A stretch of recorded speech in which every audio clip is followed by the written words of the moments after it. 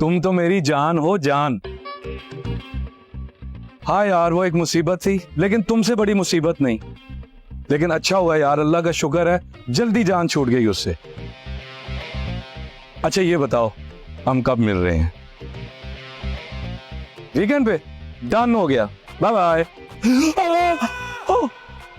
तौबा तौबा, अभी अभी सूली से बचा तू है, और तेरी रंगीनियां शुरू हो गई हैं। क्या कमी है मेरी बेटी में? बोल, क्या कमी है? दुआएं दे अपनी माँ को और मुझे, कितनी खूबसूरत और अफसर बीवी मिली है तुझे। न तुझे तो कोई काली कलोटी भी ना देता। एक मिनट आंटी, हुआ क्या? क्या हुआ? तेरे लक्षण जानती हूँ मैं।